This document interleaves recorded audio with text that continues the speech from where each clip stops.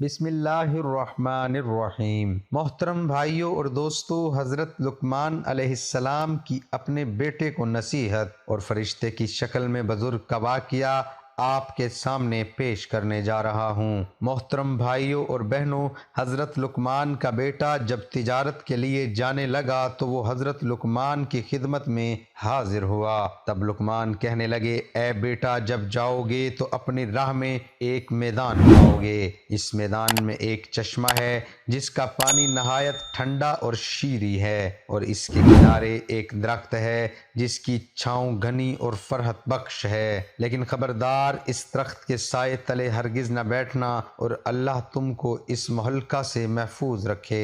اور وہاں تم کو ایک شخص بوڑھا ضعیف تم کو ملے گا جو عمر میں اس درخت سے بڑا ہے، پھر جیسا وہ تم کو کہے اس کی بات لازمی ماننا۔ اور دوسری بات یہ کہ جب آگے جاؤ گے تو فلاں گاؤں میں جانا، وہ لوگ میرے دوست ہیں اور تم کو اپنے گھر لے جائیں گے تعظیم و تکریم سے، اور اس گاؤں میں ایک عورت ہے نہایت حسین و جمیل اور مالدار، بس تم کو اس عورت سے بیاہ دینا چاہیں گے، لیکن تم ہرگز قبول نہ کرنا، خدا اس سے تمہیں اپنی پناہ میں رکھے۔ اور تیسری بات یہ کہ ایک شخص فلاں نامی اور فلاں شہر میں رہتا ہے، ایک مدت ہوئی مجھ سے قرض لے کر گیا ہے، بس اس سے وہ قرض وصول کر لینا، اور خبردار شب کو وہاں نہ ٹھہرنا، اور یہ تمام نصیحتیں یاد رکھنا، اور اب میں نے تمہیں خدا کے حوالے کیا۔ چنانچہ وہ اپنے باپ کی بتائی گئی باتوں کو تسلیم کر کے سفر پر نکلا۔ جب میدان مذکور میں پہنچا جس کے بارے میں اس کے باپ نے نصیحت کی تھی کہ کنارے ایک چشمہ پانی کا پایا، اس کا پانی نہایت شیریں اور شفاف، اور اس چشمے کے کنارے ایک درخت پایا جس کے سائے تلے ایک شخص بزرگ کامل بیٹھے ہوئے تھے۔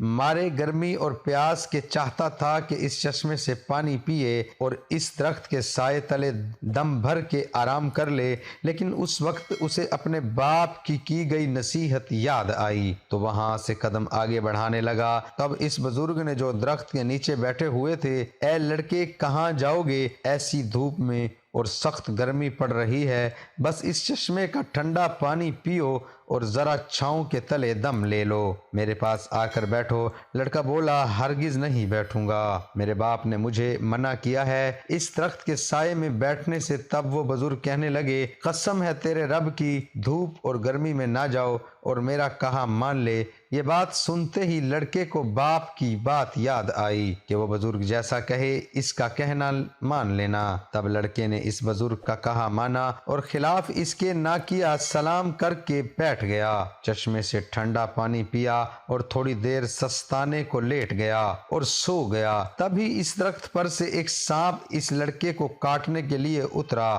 لڑکا سوتا رہا لیکن بزرگ جاگتے تھے، بس اس بزرگ نے سانپ کو مار کر اس کا سر کاٹ لیا۔ جب لڑکا اٹھا تو دیکھا ایک سانپ مردہ پڑا ہے بغیر سر کے، پس بزرگ سے حال حقیقت معلوم کر کے تعجب ہوا اور باپ کی پہلی نصیحت کا راز جانا۔ بعد اس کے لڑکا وہاں سے اٹھا، اپنا مال و اسباب سفر باندھا اور اس بزرگ کو سلام کر کے جانے کی اجازت طلب کی۔ تب بزرگ آدمی نے پوچھا کہ تم کہاں کا عزم سفر رکھتے ہو؟ لڑکے نے کہا، فلاں گاؤں میں جانا چاہتا ہوں، وہاں میرے باپ کے دوست ہیں۔ بزرگ نے کہا، اگر تم کہو تو میں بھی تمہارے ساتھ چلوں۔ لڑکے نے کہا، بہت اچھا، آپ بھی چلیے۔ تب دونوں اس گاؤں میں جہاں کا ارادہ تھا پہنچے۔ وہاں کے لوگوں نے ان سے پوچھا کہ تم کون ہو اور کہاں سے آئے ہو؟ تب لڑکے نے کہا کہ میں لقمان حکیم کا بیٹا ہوں اور یہاں تجارت کی غرض سے آیا ہوں۔ تب گاؤں کے لوگوں نے انہیں نہایت تعظیم و تکریم سے اپنے گھر لے گئے اور انہیں کھانا کھلایا اور ہر روز مہمانداری کرنے لگے۔ تب ایک دن کہنے لگے، اے لڑکے، ہماری قوم میں ایک عورت نہایت خوبصورت، نیک، مالدار اور حسب و نسب میں درست ہے، ہم چاہتے ہیں کہ تم سے اس کا نکاح دیں کہ یہ بات تمہارے واسطے اچھی ہوگی کہ مال و دولت خوب ہاتھ لگے گا۔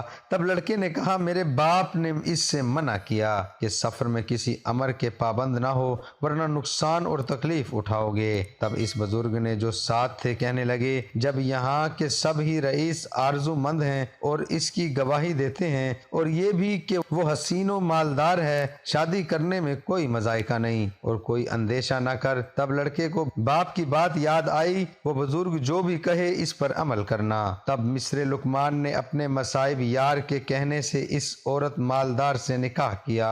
جب ایک شخص اس قوم کا اس لڑکے کے پاس آیا اور کہنے لگا، میں حضرت لقمان کی بہت عزت و تکریم کرتا ہوں اور اس سبب سے تمہارا بھی خیر خواہ ہوں، تم نے ناحق اس عورت سے نکاح کیا، وہ بہت بری اور قبل تم سے اپنے 9 شوہروں کو اپنی خلوت گاہ میں مار چکی ہے، بس اب تم کو بھی مار ڈالے گی، سو اگر تم بھلا چاہتے ہو تو کسی حلیے بہانے سے یہاں سے نکل جاؤ۔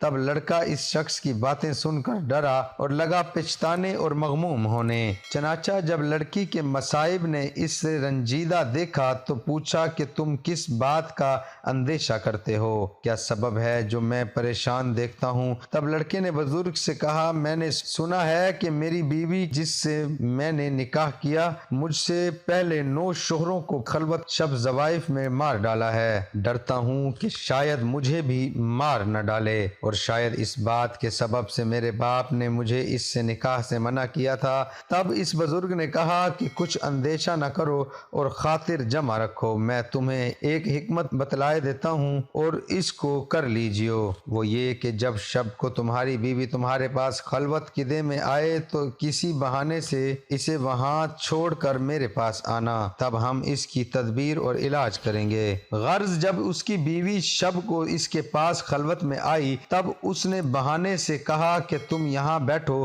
میں ذرا باہر سے ہو کر آتا ہوں۔ بیوی نے پوچھا، کہاں جاتے ہو؟ لڑکے نے کہا، قضائے حاجت کو جاتا ہوں، تم تب تک یہاں انتظار کرو، اس کے علاوہ وہ بھی ایک اور کام ہے اور آ کے بتلاتا ہوں۔ تب لڑکا وہاں سے نکلا اور سیدھا اس بزرگ کے پاس پہنچا۔ تب اس بزرگ نے ایک آتش دان انگاروں سے بھرا ہوا لانے کو کہا۔ جب لڑکا آتش دان لے آیا تو اس میں سانپ کا سر جو درخت کے نیچے سے کاٹ کر لایا تھا اس کو اس آتش دان میں رکھ دیا اور آتش دان کو لڑکے کے حوالے کیا اور کہا، اسے لے جاؤ اور اپنی بیوی سے کہنا کہ برہنہ ہو کر اس آتش دان پر خود کو سینکے اور بعد اس کے آتش دان کو دوبارہ میرے پاس لے آنا۔ تب لڑکا وہاں سے گیا اور جیسا اس بزرگ نے کہا تھا اپنی بیوی کو کہا اور بعد اس کے سینکنے کے آتش دان واپس لے گیا۔ تب اس بزرگ نے دیکھا کہ 2 سانپ اس انگیٹھی میں جل رہے ہیں۔ تب بزرگ نے کہا، اب جاؤ اور بے خطر اپنی بیوی سے جمع کرو کہ جس کا ڈر تھا وہ سانپ اس انگیٹھی میں جل رہا ہے، بس اسی سبب سے پہلے شوہر اس کے مارے جاتے تھے۔ چنانچہ بشر لقمان تمام شب بیوی کے پاس رہا اور فجر کو باسلامت خلفت سرا سے باہر آیا، اور اہل علاقہ تمام ماجرا سن کر بہت حیران ہوئے اور لقمان کے بیٹے کی بچ جانے سے خوش بھی ہوئے۔ اس کے بعد لقمان کے بیٹے نے ارادہ کیا کہ اپنے باپ کے قرض ادار کے پاس جا کر قرض وصول کرے۔ تب اس بزرگ نے کہا، فلاں گاؤں میں ایک شخص کے پاس میرے باپ کا روپیہ ہے، سوچتا ہوں کہ وہاں جا کر اسے وصول کروں۔ تب اس بزرگ نے کہا کہ میں بھی تمہارے ساتھ چلوں گا۔ دونوں آدمی اس شخص کے پاس گئے، وہاں کے لوگوں سے اس بارے میں پوچھا تو لوگوں نے کہا کہ وہ شخص تو بڑا فسادی اور دغا باز ہے، بس تم ناحق یہاں اپنی جان گنوانے کے واسطے آ گئے ہو، سو تمہارے حق میں بہتر ہے یہاں سے چلے جاؤ، اور دعا باز آدمی کسی کا روپیہ لے کر واپس نہیں کرتا۔ لیکن ان دونوں نے لوگوں کی بات نہ مانی اور وہاں سے اس شخص کے بارے میں پہنچے، اور بات سلام کے لڑکے نے کہا، میں حکیم لقمان کا بیٹا ہوں اور اپنے والد کا قرض وصول کرنے آیا ہوں۔ تب اس نے کہا، بہت اچھا، آپ ہمارے بزرگ زادے ہیں، سو آج کی رات مہمان نوازی کا شرف دیں، صبح حساب کتاب کر کے جو رقم بنے گی وہ واپس کر دوں گا۔ لڑکے نے کہا، میرے باپ کا حکم نہیں کہ میں شب کو یہاں ٹھہروں۔ تب اس بزرگ نے کہا جو اس کے ہمراہ تھے کہ اے لڑکے، کچھ پرواہ نہیں، چلو آج شب یہاں رک جاتے ہیں، پھر جو خدا نے ہماری قسمت میں لکھی ہے وہ پوری کرے گا۔ چنانچہ اس بزرگ کے کہنے پر اس کی کرامت سے بھی پہلے بشر لقمان آگاہ تھے، اور باپ کا بھی حکم اور نصیحت تھی کہ اپنے ساتھ والے بزرگ کی بات ضرور ماننا۔ تب اس سبب سے دونوں شب کو اس دعا باز کے مکان رکھ گئے۔ جب کھانے وغیرہ سے فارغ ہو چکے، ان دونوں کو دریا کے کنارے بتائے گئے ایک مکان پر لے گیا، اور وہ مکان اس طرح سے بنایا تھا کہ جو کوئی شب کو اس میں سو جاتا اور نیچے والا مکان کا حصہ پانی میں ڈوب جاتا تھا۔ ان دونوں کو اس مکان میں ٹھہرانے کو کہا، چنانچہ چنانچہ بشر لقمان سو گئے اور بزرگ جاگتے رہے۔ جب آدھی رات کا وقت ہوا تو موجیں چڑھنے لگیں، مکان پر چڑھ گیا۔ تب بزرگ نے لڑکے کو نیند سے بیدار کیا اور وہاں سے اٹھ کر اب اوپر والی منزل پر جہاں اس کے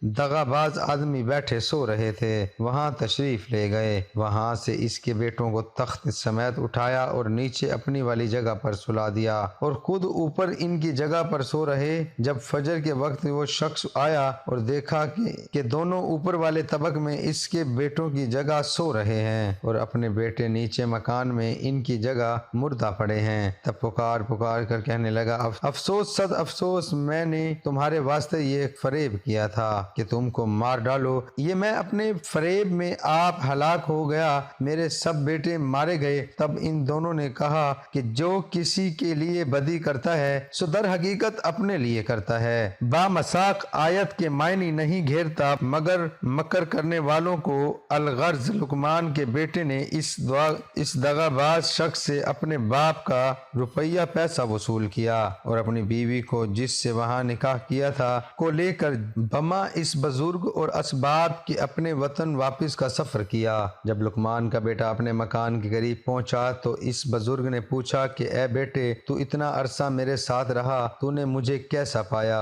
تب لڑکے نے کہا کہ بے شک میں نے آپ کو ایک مرد پایا اور آپ کی خدمت سے بہت سی مصیبتوں سے نجات پائی اور نیک وقت بیوی ملی اور اس قدر مال و اسباب پایا۔ تب اس بزرگ نے کہا مال میں سے مجھے بھی آدھا حصہ دو۔ تب لڑکے نے کہا کہ آپ اپنی مرضی سے لے لو جتنا چاہے۔ بزرگ نے ایک طرف بیوی کے ساتھ تھوڑا سا مال رکھا اور دوسری طرف زیادہ حصہ مال و اسباب کا رکھا اور لڑکے سے کہا کہ ان میں سے جو تم چاہو رکھ لو اور دوسرا حصہ میرے لیے چھوڑ دو۔ تب لڑکے نے اپنی بیوی اور اس کے ساتھ والا تھوڑا حصہ مال و اسباب کا چنا اور کہا میرے لیے یہی کافی ہے۔ چنانچہ دونوں فریق اپنا اپنا حصہ لے کر چل پڑے۔ تھوڑی دور گئے، بزرگ نے آواز دی اور رکا اور اس سے پوچھا کہ اے لقمان کے بیٹے، تو کس سبب سے مجھے زیادہ حصہ مال دے جاتا ہے؟ کہیں اس کا سبب یہ تو نہیں کہ تو نے جو کرامتیں مجھ سے دیکھی اور ان کی وجہ سے مجھ سے خوف زدہ ہو کہ ریال مال دیے جاتے ہوں؟ لڑکے نے کہا کہ ایسا بالکل نہیں، بلکہ یہ تو اس سبب سے کہ میں نے آپ کی برکت سے جو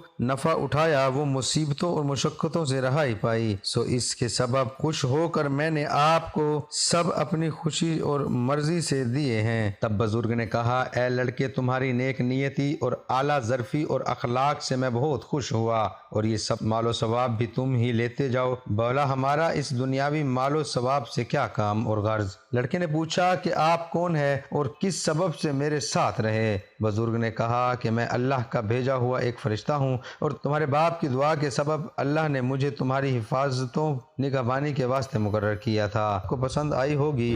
دعا ہے کہ اللہ تعالیٰ میرا سنانا آپ کا سننا اپنی بارگاہ الہی میں قبول اور منظور فرمائے۔ آمین ثم آمین۔